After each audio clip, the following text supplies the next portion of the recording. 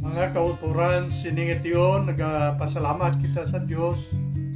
Tungod kay kinatagan pa niya kita sa panahon, di kita makapadayon sa pagpamalandong sa iya mga pulong.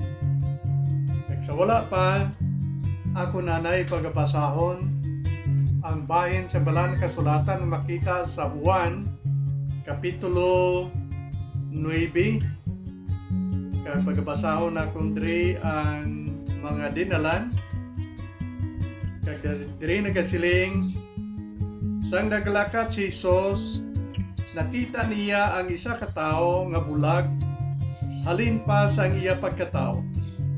Ang iya mga gintutunan nagpamangkot sa iya, manunudlo, kay sino bala sala, nga natawo siya nga bulag. Iya bala, sala o kun iya sang iya mga ginikanan. Si Jesus nagsabat, hindi tungod sang iya mga sala o kun sang iya mga ginikanan nga natawo siya nga bulag. Kundi nabulag siya agod mapakita ang gahom sa Dios paagi sa pag-ayo sa iya. Samtang adlaw pa, dapat kita magpadayon sa pagbuhat sang mga hilikoton sang nagpadala sa ako.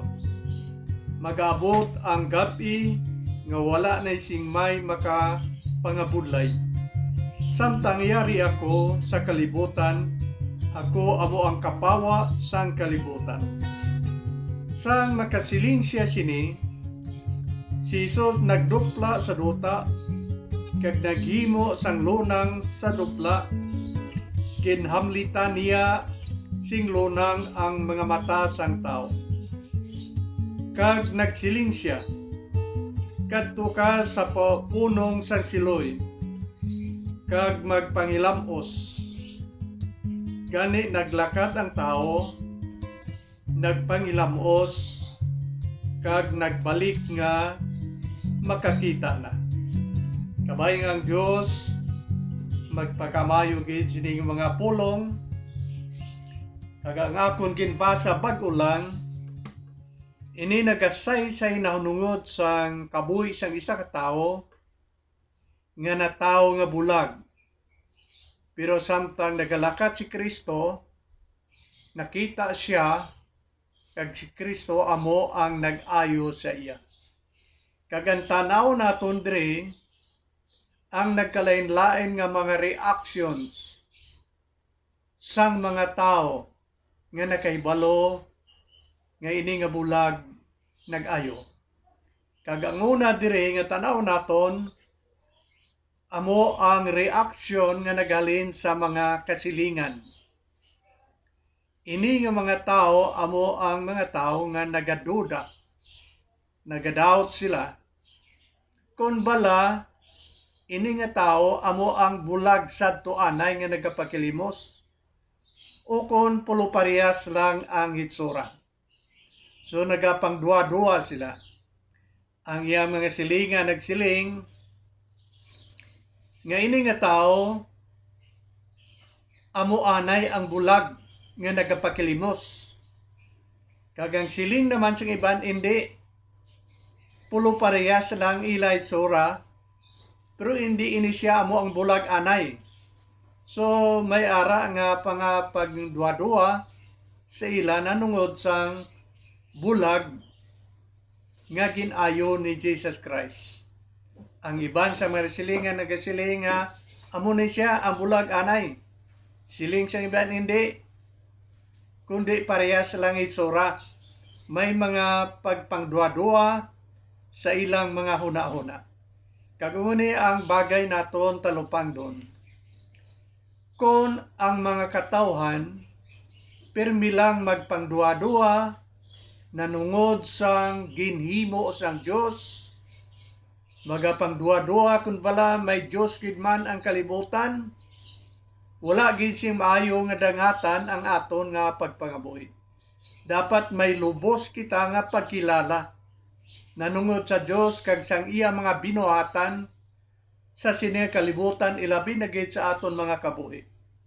May isa ka tao sa New Testament, kag ini siya isa sang mga sumulunod ni Jesus Christ. Ang iyang ngalan si Tomas.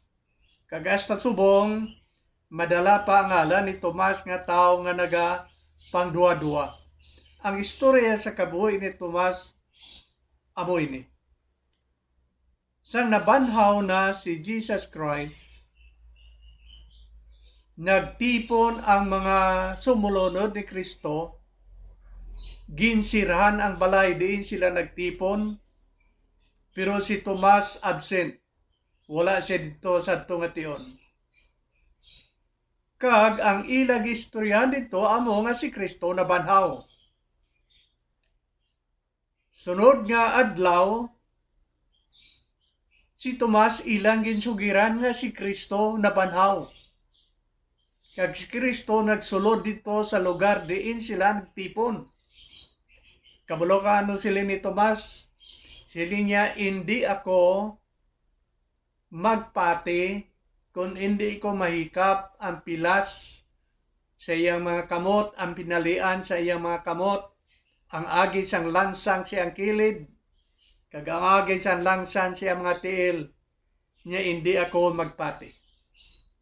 Tapos ang isa ka simana, nagtipon naman liwat ang mga sumulunod ni Kristo, kag dito na si Tomas, present na siya, nag-impon na siya dito.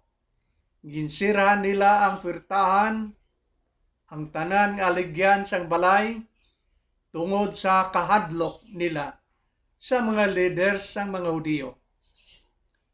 Kag dugay-dugay, tapos ang sila nga nakatipon dito, nagsulod si Kristo nga wala nila na talupangdan.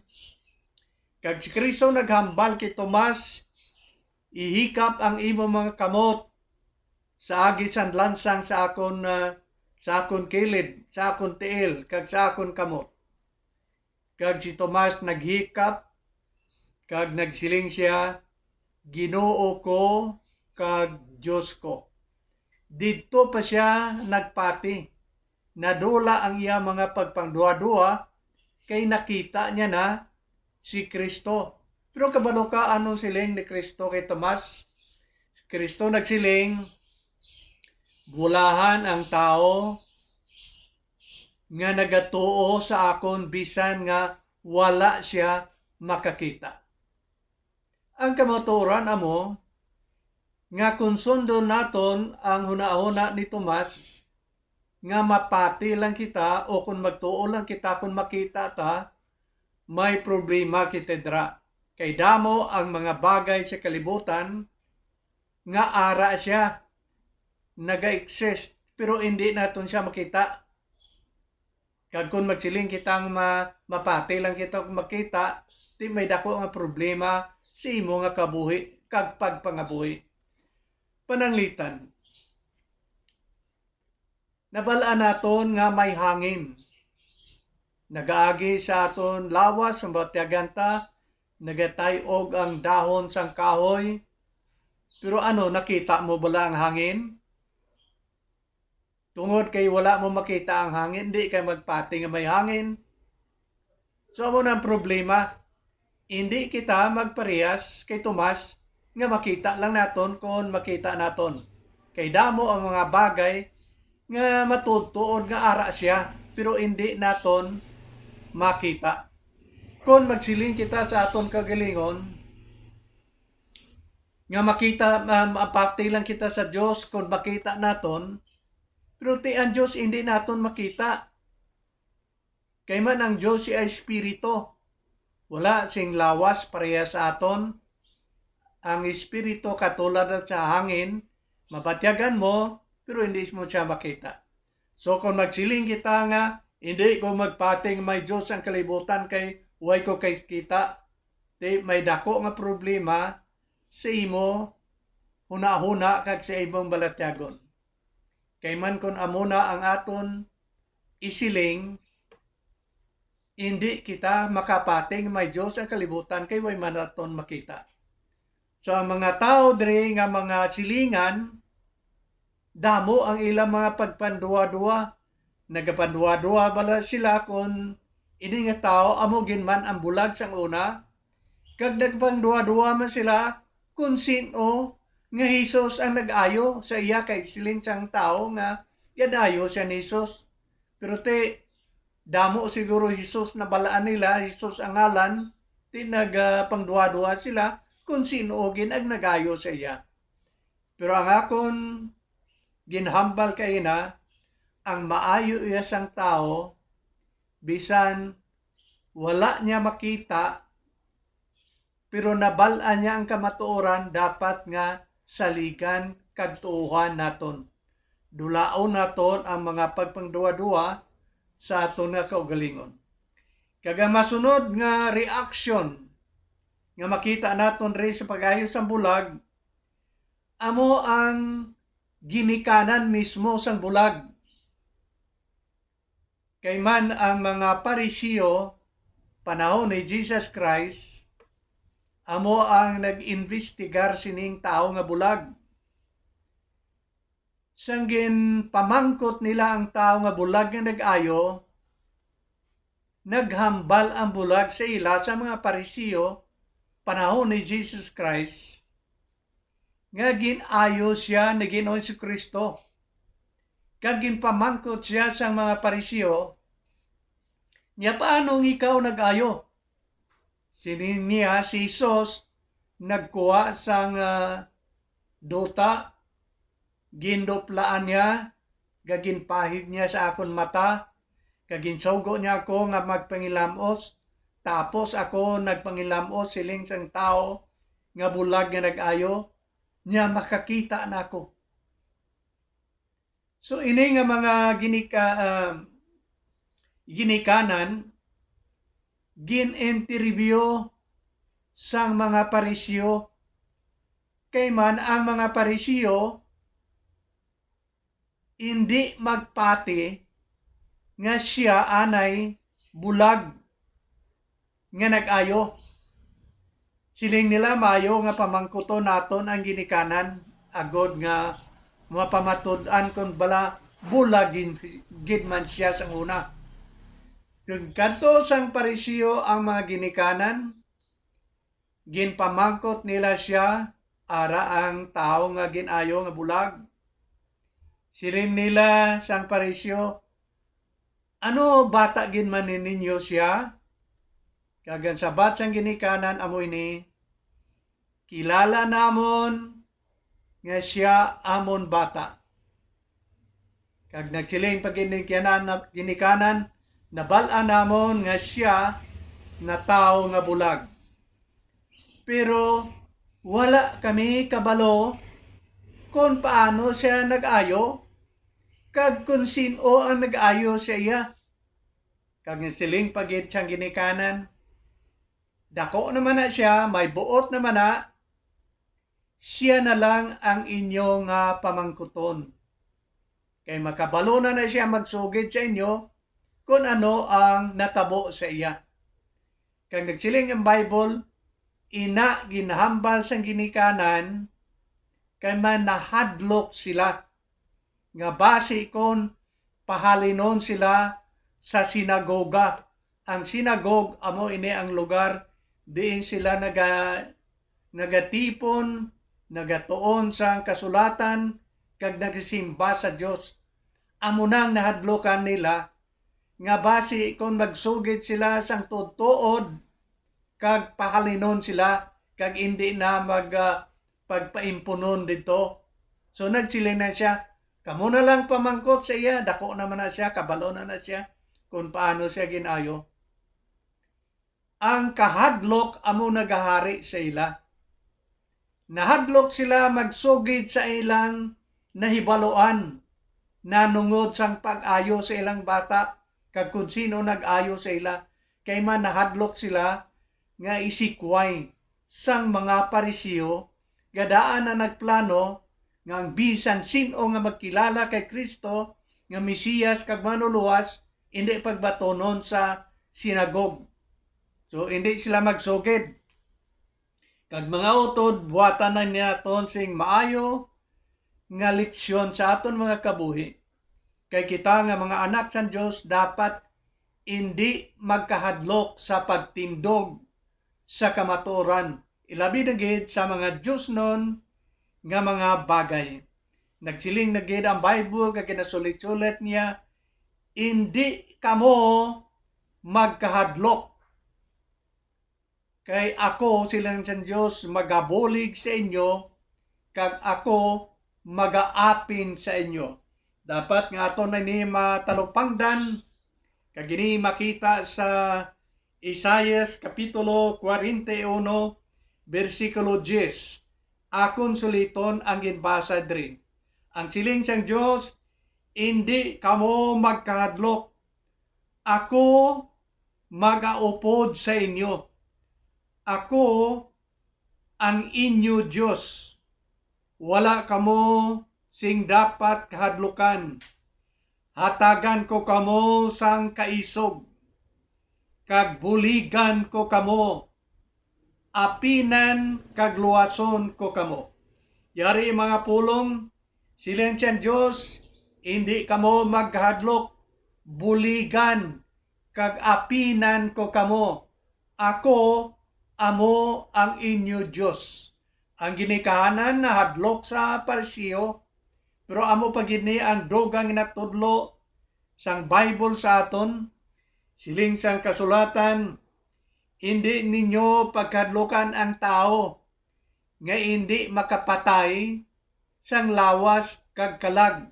Kadlokin ninyo ang Dios nga sarang makapatay sang lawas kag kalag sang tao didto sa impyerno. Ini nagatudlo sa aton nga tahodon naton ang Dios.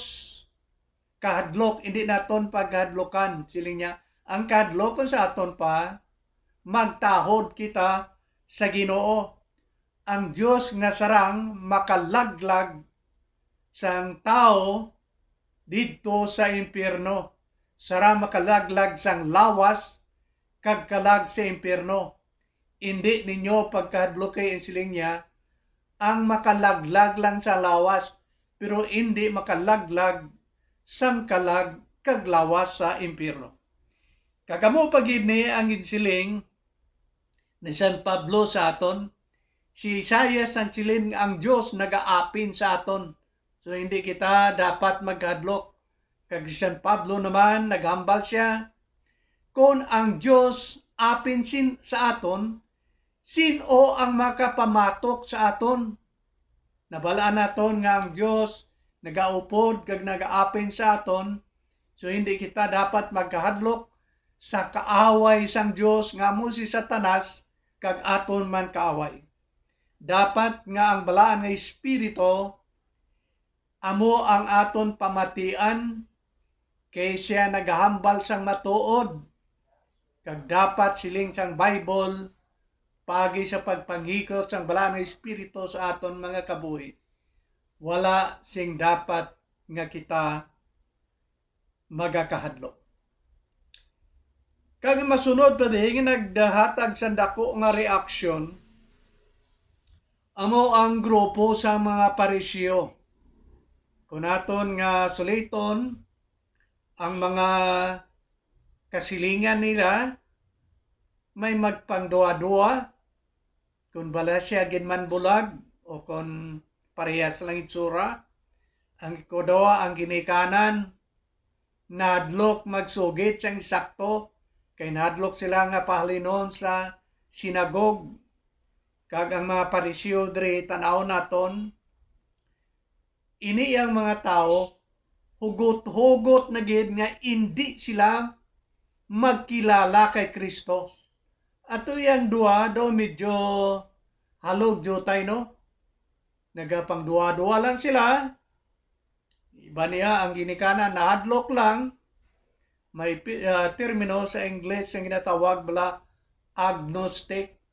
Ining mga agnostic amo na yung mga tao nga kung pamangkuton mo ano may Diyos ang kalibutan, sabat nila amot lang way kukubalo. Wala lang sila iya kabalo. Pero way man gid sila naghambal nga way Diyos. Galing way lang sila kabalo. Agnostic. Ari ang parisyo.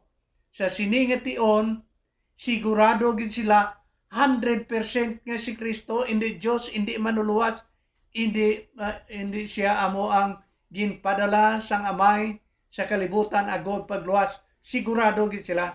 Hugot-hugot gid nila nga utok nga hindi gid sila magkilala. Okay. Kung tanan naton ang aton Bible, siguro basahon gid nakon para nga hindi ako amo ang maghambal, kundi nga ang Bible gid amo magahambal. Ano gid pala ang pagkilala sang mga Parisiyo kay Kristo? Kay ini amo ang ilang reaksyon sa sing tao nga bulag nga ginayo ni Kristo. So tanaw nakon ang John chapter 9 verse 16. Nagasiling siya diri, may mga Parisiyo nga nagsiling, ang tao nga naghimo sini wala nagikan sa Dios, kay wala siya nagatuman sang kasuguan sang adlaw nga inugpahuway. Ang buot silingon sang bersikulo nga nagsiling ang Parisiyo, sigurado gid sila nga ang tao kung sa aton Kristo nga nag-ayo sang bulag hindi halin sa Dios. Kay siling nila wala siya nagatuman sa pagpahuway sang adlaw nga inugpahuway. Okay? Ang Bible ya nagahambal sing matag nga si Kristo halin sa langit, ginpadala sang Amay. Bisan pa si Kristo nagapanudlo siyang panahon nga halin siya sa Dios. Ano iya ang hambal sang mga Parisiyo? Sigurado sila 100% siling nila nga si Kristo wala naghalin sa Dios o kung sa Amay, kay wala siya nagtuman o kung nagpahuway sang adlaw nga nagpahuway. Kay para sa ila, ang paghikap ni Kristo balasang yabok to sanduta nga ginbutang sa mata sang tao, obra na to. Amo na ang siling niya, wala siya nagtuman sang adlaw nga nagpahuway. So ang siling nila si Kristo hindi halin sa Dios, pero may masakit pagid silang mga pulong nga ginhambal bato kay Kristo. Okay, tanaw naton ang 24 sa John chapter 9 verse 24. Nagsiling sila, sa liwat gintawag nila ang tao nga bulag, kag ginsingganan nila siya. Magsugid ka sa tubangan sa Dios kat sa pagsugid sa matuod. Siling nila, sugid kagid sing matuod. Ginpatawag nila liwat ang bulag. Anong siling nila? Naibaloan namon nga ining tao kung sa aton si Kristo makasasala. Grabe na nga pasipala sa ngalan sang Ginoo. Siling nila sa bulag, siling sang Parisyo sa bulag, sugid ka sang tutuod. Nabalaan namon siling sang Parisyo nga ang nag-ayo sa imo si Jesus, tao nga makasasala. Ang ginatudlo iya sang Bible nga si Kristo wala gid sing nahimo bisan isa kasala. Wala sing sala nakasulod sa iyang una-una, nakasulod sa iyang balatyagon. Ano yan siling sang Parisyo? Ang ilang pagkilala nga si Kristo makasasala. Kag hindi lang inaamo ang record sa ilang paghambal kay Kristo nandungod sang mga bagay nga hindi maayo bato kay Ginoo si Kristo.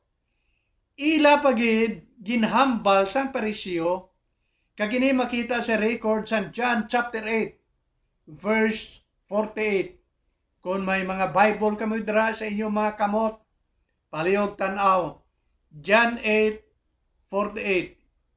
Ang ginhambal nila nga si Kristo gingamhan sang yawa o kung ni Satanas. Kay man si Kristo nagapanudlo nagapang-ayo sang mga balatian kag ang ila siling ang gahom nga yara kay Kristo sa pagpang-ayo gahom na naghalin kay Satanas. So gingamhan si Kristo ni Satanas. So ini amo ang pululungon sa mga tao nga sirado gid ang ilang utok, ang ilang balatyagon, kag bisan ano pa ang ihambal mo sini sa ila, hindi gid sila magpati nga si Kristo halin sa langit, si Kristo anak sa Dios, si Kristo Dios, si Kristo manuluwas. Hindi sila magpati. Pero mga utod, atago naton di, nga hindi ginman ang tanan nga parisiyo sa panahon ni Kristo, wala nagatuo kay Kristo. May mga parisiyo man iya nga nagtuo kay Kristo. Kay sila ang iban nga mga parisiyo divided. Nagsiling yang nagtuo kay Kristo nga mga parisiyo. Siling nila paano ang tao nga makasasala nga makaayo sini nga balatian nga ini nga daan nga bulag. Nabulag na ni halin pagkatao niya. Wala na gid siyang isa ka ugat sa iyang mata nga buhi. Total ni niya nga pagkabulag. Nya kung hindi ini siling sa iban nga parisyo, kung hindi siya halin sa Dios, kung wala siya ginatagan sa gahom sa Dios, kag kung ini siya makasasala, hindi niya tani ini mayo. So divided siya. Kagakon kinsiling, amo ini, hindi ang tanan nga parisyo sa panahon ni Kristo malain. May iban nga maayo nga nagtuo man niya kay Jesus Christ. Pero siguro aton padayunon diri ang istorya. Agud nga mabalaan gid naton kung ano ang kabangdanan nga may mga tao katulad sa parisiyo nga hindi gid ang magpati sa Dios kag hindi gid ang magpati nga si Kristo manuluwas sang katawhan sang kalibutan. Ang ginambal sa Bible amo ning kabangdanan. Ang kabangdanan sa mga tao nga hindi magpati nga si Kristo Dios kag manuluwas ina tungod kay ginhigugma nila ang sala. Nanungod ina sang sala, amo na nakalipod sa ilang una-una kag ilang mga mata nga hindi sila magpati. Kay man ang siling sa Bible sa John 3:19, ang kapawa nga amo si Kristo nagkari sa kalibutan, pero ginhigugma sang katawan ang kadudulman, labaw sa kapawa. Ang gusto niya siling, nagkari ang kapawa nga amo si Kristo, pero ang sala o kon ang kadudulman amo ang ginpalabi nga sundon sa mga tao. So ang nakatakop, nakasira sang hunahuna sang mata balatyagon sa mga tao nga ang hindi sila magpati kay Kristo ina tungod sang sala o kun kadudulman nga yara sa ilang mga kabuhi. Kaglabaw sa tanan, ang Bible naghambal sa 2 Corinthians chapter 4 verses 3 down to 6. Kag nagasiling, si Satanas ang kaaway sang Dios, amo ang nagabulag sang ilang mga mata kaguna-una, kabangdanan nga hindi sila makilala kay Kristo. Kung sa aton pa, si Satanas mismo amo nga nagasagang nga ang tao hindi makaintindi. Trabaho galiina ni Satanas ang kaaway sang Dios, agud nga ang tao hindi magdangop kay Kristo kag maangkon nila ang ilang kaluwasan. So si Satanas nagapanghikot kutob sa masrangan, agud ng mga tao malaglag upod sa ila sa linaw sang kalayo nga amo ang impierno. So ang sala nga nagapa tig-a sa aton kabuhi, kag si Satanas ang kaaway sang Dios, amunin nangin kabangdanan nga mga tao hindi magkilala kay Kristo. Kag umunang kabangdanan nga giban nga parisiyo, hindi makilala kay Kristo. Ti ano yang mahambal sini sang Dios sa amo ni nga mga tao? Ang mga tao nga hindi makilala sa Dios kay hindi makilala kay Kristo nga ilang manuluwas, ari ang ginhambal sa mga propeta sa Old Testament. Si Jeremiah naghambal sa Jeremiah chapter 4 verse 22. Ang siling ni Jeremiah sini nga mga tao nga wala nakakilala sa Dios, siling niya mga buang-buang sila. Amo na ang siling sa Bible. Hindi na akon pulong, hindi na akon lingway, siling ina sang Bible nga ginhambal ni propeta Jeremiah nga ang tao nga wala nagakilala sa Dios, wala nagikilala kay Kristo nga ilang maluwas, siling niya buang-buang ini nga mga tao kay wala sila nakakilala sa Dios. Mas maayo pa ang aton ido sa aton balay kay kung mag-abot kita halin sa aton ginhalinan, pag-abot naton sa aton balay, nagadilap ang mga ido sa aton mga tiil sa pagpakilala nga iya inaamo, nakilala niya iyang amo ang tag-iya sa ido, nakakilala pa sa iyang amo. Pero ang tao nga ginsagod kag ginaatipan sang Dios wala makakilala sang Dios nga nagasagod sa iya. Kagamuna ang siling ni Jeremiah, di niya buang-buang gid kamo, wala kamo kilala sang Dios nga nagasagod sa inyo, nga naghatag sang tanan ninyo kag naton nga kinahanglanon sa sini kalibutan. Hindi lamang muna si Isaias, isa man ka propeta sa Old Testament, kagamo ni ang hambal niya. Sa Isaias kapitulo 42 verses 18 to 20 nagasiling siya, ini nga mga tao mga bungol kag bulag, wala makakita sang kamatuoran, bulag kag bungol, wala makabati. O kon siguro masiling naton nga base nagapabulag-bulag man lang kag nagapabungol-bungol, mga utod hindi naton dapat nga hampangan ang mga espirituhanon nga mga butang. Kaya nini dapat ka seryoso.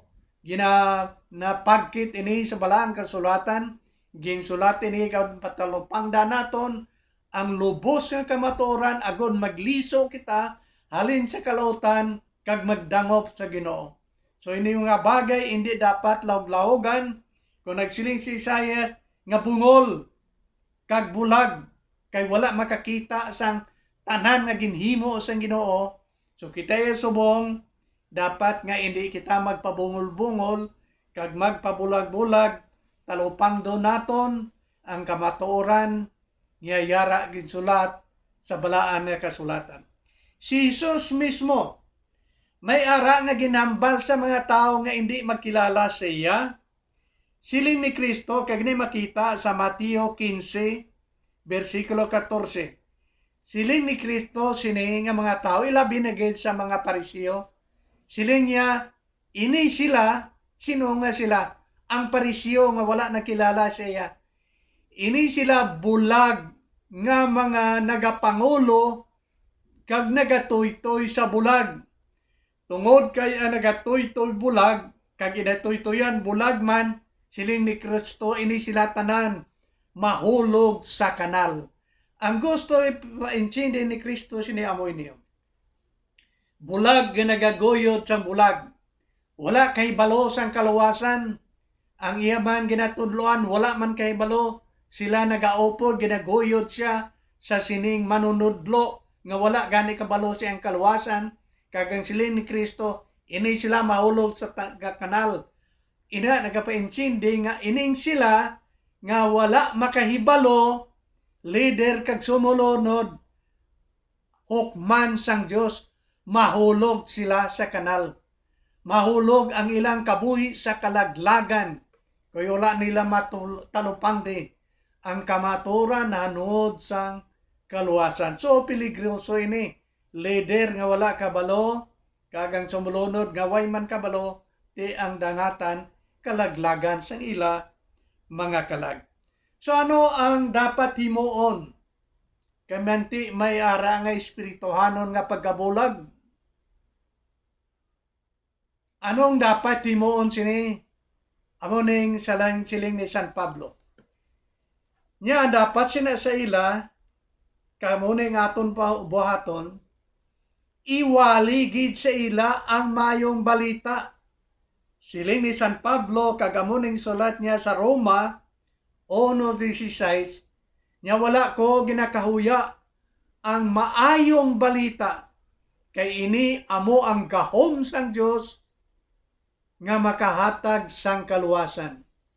Ang mayong balita ngalin sa bala na kasulatan ihambal gid sila kay ang mayong balita, ang gospel, may gahom sa pagbungkag sang matig-ang balatyagon sang mga tao nga wala nagapati sa Dios kag sa sige-sige nila bati sang gospel kag mayong balita ina nga matig-a nga balatyagon nga amo ang sala magamat-amat humok magamat-amat humok kag sila makadangop sa Ginoo. Kag ang siling pagid sang bala na kasulatan agod nga ining mga tao nga bulag pa sa kamatuoran katulad sang Pariseo panahon ni Jesus Christ dapat nga mag-abot sa ila may panahon gid nga dapat nga magtuo sila sa sinang Kristo nga ilang ginasipway. Kaya mo ini ang siling sa Bible kag ini ginpamangkot kay San Pablo sang una, kay Paul kag kay Silas, siling sang nagpamangkot nga soldado, Sir, anong buhaton namon agod maluwas ako? Kag ang sabat ni San Pablo kag Silas, magtuo ka kay Ginoong Jesu-Kristo, ikaw kag ang imong panimalay agod maluwas kamo. So ini nga mga tao nga bulag pa sa kamatuoran katulad sang Pariseo, madayunan ang ilang pagkabulag kung hindi sila magtuo kay Kristo. Kay man si Kristo lamang amo makahatag sang kaluwasan, wala na sing bisan sino nga tao sa kalibutan diin kita magkalaluwas, makaangkon sang kaluwasan, luwas kay Kristo nga nagkari, naghalad siya ang kabuhi sa cross, agud matigayon ang aton kaluwasan. So ang remedyo lamang sini, agod mahuklas ang pagkabulag nga espirituhanon, amo ang mayong balita ang pulong sa Dios nga nagahatag sang kaluwasan. Kag ini mabungkag lamang, kag mahuklas, kag makita nila ang kamatuoran kung ang tion mag-abot nga sila maga-surrender sa ilang kabuhi sa Ginoo kag tuohan nila siya subong ilang personal nga manuluwas. Sa katapusan, ang tao diri nga bulag, pisikal nga pagkabulag nga ginayo ni Kristo, dua ang naangko niya. Naangko niya ang pag-ayo sa iyang mata, lawas nun, kag naangkon man niya ang espirituhanon nga pagkabulag. Nag-ayo man siya. Ginayo siya ni Kristo. Mayroon nga pag-progress sa iyang pagkilala kay Kristo. Primero, kung basahon nimo ang bugos nga kapitulo sang John chapter 9, kung may panahon ikaw, makita mo primero sang ginpamangkot siya sino nag-ayo sa imo. Ang sabat niya si Jesus, ang tao nga ginhalan kay Diyos. So una ginkilala niya nga nag-ayo siya si Jesus. Ikadua, ini nga tao sang ginpamangkot siya, anong masiling nimo sa iya sa nag-ayo sa imo? Siling niya siya propeta. So nag-progress ang pagkilala. Primero nabalaan niya si Jesus, kag nagsiling siya nga si Jesus propeta. Sa ikatatlo nga bahin, nagkitanay sila ni Kristo, kag ginpamangkot siya ni Kristo, may duwa siya kasabat. Siling niya, ang nag-ayo siya, Ginoo, Lord. Kung magsiling ka Ginoo, ginakilala mo ina nga siya amo ang boss nimo nga dapat nimo sundon. So si Kristo Ginoo sa iyang kabuhi, ang boss niya kag willing siya mag-upod kay Kristo. Ano pagid ang nahimo niya? Naghapa siya sa tubangan ni Kristo kag nagsimba sa iya. Kung sa aton pa, ginkilala niya si Kristo Diyos. Kay man ang ginasimba, Diyos lang. Bisan pa ang mga apostoles ang una, hindi sila gusto nga simbahon. Kay man tao man lang sila. Pero si Kristo iya, ginbato niya ang pagsimba sa sining bulag sa iya, kay nakabalo siya nga Diyos siya. Kag ini nga bulag, nagakilala nga siya Diyos nga dapat simbahon. So, nag-ayo ang iyang mata, ang espirituhanon nga pagkabulag, nag-ayo man. Pero ang malisodre, kag masubo, ang Parisiyo, nga hugot gid ang ilang utok, nga si Kristo hindi manulwas. Kagkablo ka, anong siling sang balaan na kasulatan? Nga nagasiling siya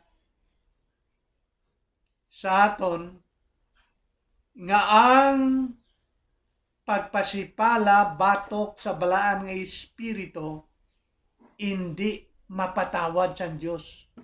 Subong kag sa palaboton. Ang tanan nga sala mapatawad. Kaya ni Kristo patawaron ang tanan nga sala. Pero ang sala batok sa balaan nga espiritu, hindi mapatawad ni Ginoong Kristo. Nga kay man ang balaan nga espiritu, amo na ang nagapanghikot sa aton mga kabuhi, nga nagatulod sa aton, nga isurrender naton ang aton kabuhi kay Kristo. Ang balaan nga espiritu nagapanghikot sa aton mga kabuhi, nga tuuhan kag batonon naton si Kristo. Kung hindi ka magpamati sang tingog sang balaan nga espiritu, nga nagapanghikot sa imong kabuhi, ang siling ni Kristo, ina nga tao, hindi mapatawad. Paano magpatawad? Kay ginsikway niya sing lubos si Kristo. Tanawa bala ang mga Parisiyo diri, nga wala nagtuo, ginsingganan pa nila si Kristo nga makasasala. Ina isa kapasipala, ina amo ang pagsikway sang pagpanghikot sang balaan ng espiritu, kag liwat nagasiling siya, ina nga say sang tao, ng bisan ano ang himuon sang balaan ng espiritu, ginasikway niya ang tanan ng kamaturan. Siling sa Bible, hindi ina klase sa mga tao mapatawad sang Diyos. Mga kautoran, diri ako magatakop, pero ibilin ako iningaw na muna.